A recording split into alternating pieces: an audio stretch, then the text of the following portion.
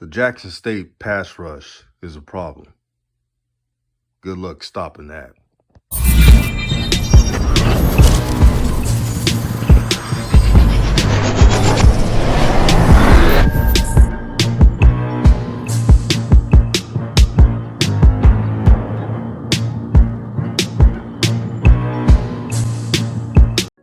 What's good, everyone? This is DJ's Raw and Cut Truth, giving you the raw content that you deservedly need. This is a great Thursday morning, and I'm glad you all are tuning in. I want to talk about this Jackson State pass rush. Man, they are a serious problem. They get after it. They play as one. They have chemistry. There's no ego. Everybody in their mama knows that James Houston is the best pass rusher on the team. But it doesn't matter with the teammates. It's not, oh, they're taking my shine. None of that. They know it. Everybody knows it. And that's why they're playing well. It's teamwork. See, I watch a lot of YouTube shows. And it seems like since Jackson State is dominating on that side of the ball and being the dogs that they are, they're trying to have this player go against this. It doesn't matter. If you ask any player on Jackson State who's the best, who's this, they don't even care. They all have a role. So James Houston is what you call the lead pass rusher, not just for the sacks. I'm talking about his job is to pass rush every single time. So that's his job. Niles Gaddy, a brother who's a sophomore, by the way. People forget he's a sophomore. He's still growing. He has long arms. He's quick. And this is one of the few times, and I said this in a couple videos ago, that he has been getting one-on-one coaching. He didn't get that at Tennessee. Yeah, you guys think that, not all of you, but some of you guys think that previous schools that they've been to, that they're going to get the best type of coaching around and one-on-one time. It doesn't happen like that.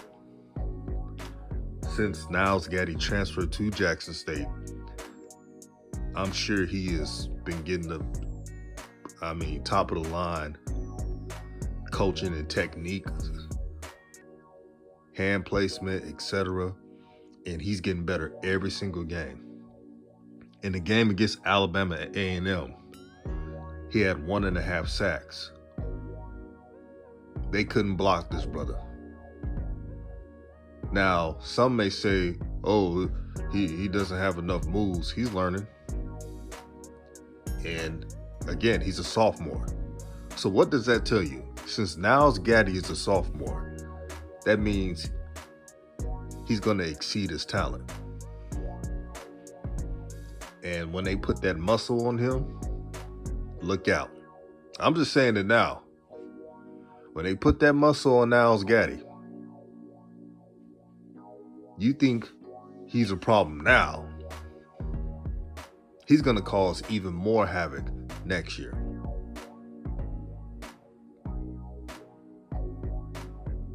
But Niles Gaddy is impressive.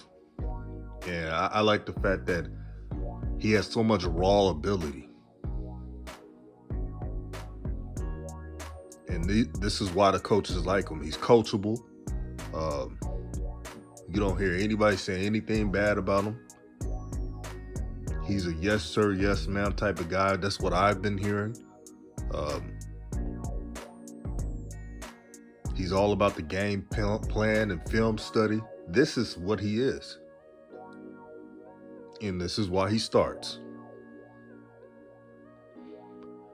Now, Aubry Miller, he's a linebacker, a middle linebacker, but he blitzes a lot.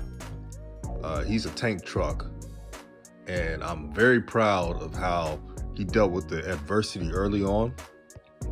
did not let it affect his mindset, his approach to the game, and now he's killing it right now. He got 5 sacks, a bunch of tackles, a lot of tackles for loss, and anytime a running back or a quarterback trying to run a read option, he sniffs it out. But that's the Jackson State defense. They play a cover 0, and they don't. So when you play a cover 0, you can give up stuff underneath. They don't really care about that. It's to not get beat over the top. So they've been playing these air raid spread teams playing cover 0. That's impressive. That's hard to do in a video game. That's why the fact that Jackson State's number 2 in points allowed, number 1 is FAMU, of course, playing a cover 0 defense is, that's just out of this world. That's out of this world. But the JSU defense has that type of chemistry to not let a negative play affect them. Oh, they'll give up a 20-yard catch. They're right back on it, trying to sack the quarterback, trying to gain pressure, and trying to be a living nightmare to opposing offenses. But let's give a shout out to the big uglies. That's what they call it. The D tackles, the nose tackles, Antoine Owens and Cornice Miller. And you can add Katron Evans. Katron Evans comes off the bench, but he's very vital for them. They run stop at such a high level. It's really frustrating the coaches. The opposing coaches, man, they're trying to do run fits, they're trying to do cut blocks, it doesn't work. And since they're getting coached by Dennis Thurman, they're not fooled by anything the offense does at all. They're on top of their game. And they're upperclassmen. Cornice Miller, but I think Cornice Miller is a junior. I think he's a junior, but Antoine Owens is a senior.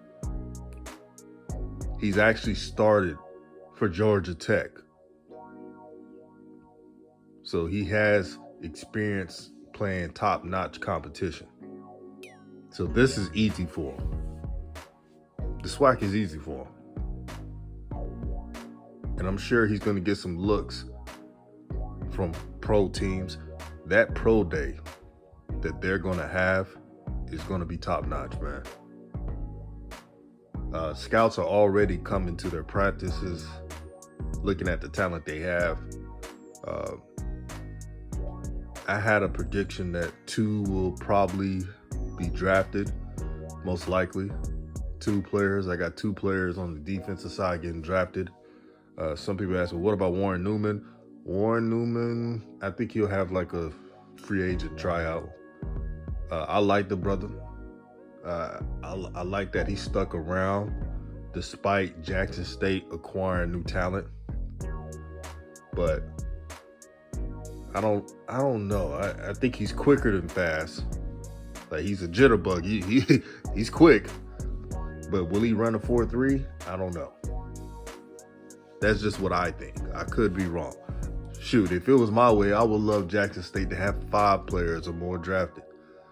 But I'm being realistic. I believe 2 players on the defensive side will be drafted.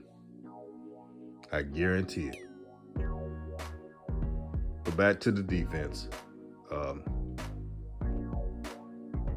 They have a bunch of depth. Their second string is players who have put in their time. Jamani McClain, Abdul Malik McClain, who is a physical specimen in his own right. He could literally start. But Jackson State has so much depth, it doesn't really even matter. And I'm sure when the upperclassmen D-line, when they graduate this year. I have him penciled as a starter. I assume he's going to be the starter. I liked what he did against ULM. And even though he's not James Houston, he's very talented. He's very raw, and he's a redshirt sophomore, so he got 2 more years. I expect him to really have a breakout year next year. But every time I see Abdul Malik McClain, I see a player that has it. I look at him, I say, hey, he has it. He may not be quote unquote listed as a starter, but if he was out there, they wouldn't miss a beat. That's how much depth this team has. It's competition every time. Coach Prime brings it up that if you miss practice, you will not play. If you don't be on your A game, on scrimmages, film room, if you're not showing up, taking it seriously, if you don't take football seriously, you either not start, not play. That's for anybody. So the competition is no holds bar. But this is what James Houston had to say about his defense, his teammates, intelligent brother. And before I show you the clip, I just want to say this is what I appreciate a lot about JSU and their players. It's none of that I. It's all about me. No, it's not about I or me. It's about we. They're a definition of a team. Each player is getting good stats on defense, but they're not caring about the stats. They just care about dominating. And they don't care who gets the shine. James Houston got the shine, deservedly so, because he's that dude. But he's a good teammate, as you can, like when you see the video, you'll know what I'm talking about. Very humble. All of the players are humble. Very humble. So as Jackson State keeps winning and the defense keeps doing their thing, I'm gonna put a disclaimer out. You'll probably see a bunch of content creators try to, you know how it is, throw little jabs or something. It doesn't matter. Because you want them to do that. See, when they poking holes on your favorite team, that means you're doing something right. That means that they're jealous. I wouldn't even say envy. They're jealous of what JSU and their fans have because their teams don't have it. And it's nothing against other Swac teams or fans, but y'all know how it is. This team has been hating on since they announced Coach Prime being the head coach. And if you're a Jackson State fan, you should embrace it and love it, because I know I would. But the Swac is going to be fun this year, man. Shout out to all the Swac teams. PV, my father's alma mater. I see y'all. Y'all got a little squad going on, man. Shout out to Juwan Pass. I may make a video about that. Shout out to FAMU. FAMU is really... and for the HBCU rankings, how in the hell FAMU is not number 2? It should be Jackson State. It's either FAMU or North Carolina A&T. You could flip them. Probably North Carolina A&T number 2, probably, because they really had a good schedule. But then again, FAMU did play USF. And, you know, they play some FBS teams too. So, and that USF game was closer than what that score was, because it was stuck on 24-17 for a while, and then it was stuck on 31-17, and then you know how it is when you play FBS teams, they get tired, and then it was 38-17. That score was not as close as what it looks like. So shout out to the HBCUs, shout out to Norfolk State. They could win the NEAC as well. But I wanted to give some shout outs because I want to let y'all know, even though I like talking about Jackson State, I see the other teams. I'm paying full attention. And PV, this is your year to win the, I think they're in the East, Swac East. I mean, to win their side of the division of the Swac. This is their year. You got a quarterback, you got a balanced defense and offense, you got the facilities. This is your year to win that side of the division. And Jackson State, if they continue to play like they did this past week, this is your year to not only win the Swac, but to go much further. But here's a video of James Houston about his defense and the growth of this team. Statement out there, you know, it was a little talk before the game and stuff like that, and we kind of just took that in as a team and decided to not really say too much before the game and just play with our pads. And I think we went out there and really set our statement and sent a message to the rest of the league. So it was a great win, great team win on all sides of the game, and we just got to keep going every week, keep getting better.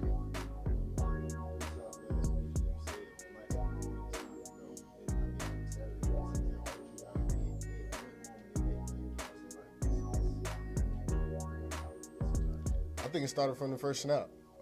I think we was out there to set a statement, and from the first series, I feel like I said that started the statement, and the offense carried it out on the next drive, and the defense and the rest of the offense just kept it up, kept it throughout the game, and we just kept our foot on their neck, and we didn't let up.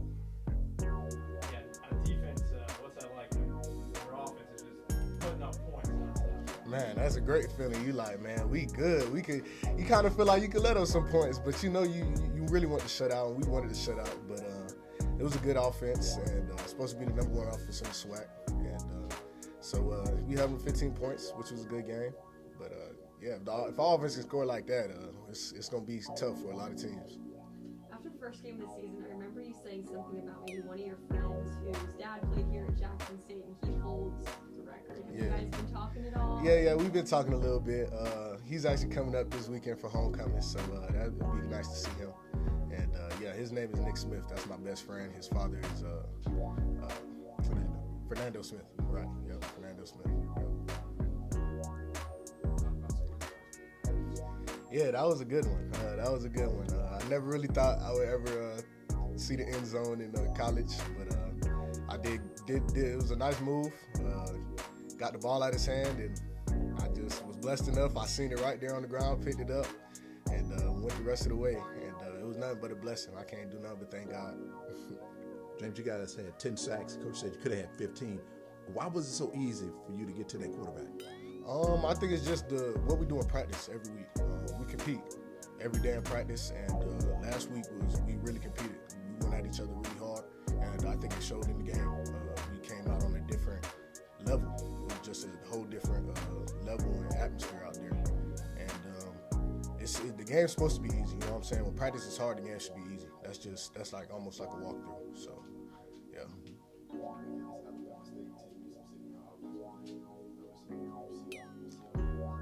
They have some good talent on offense with the quarterback and the running backs and receivers. They have some speed, and they can do some things offensively. We just got to come with our same game plan: fast, physical and aggressive, smart, fast, discipline, and just attack them and come from every which way. And I don't think they can hold us, you know, personally.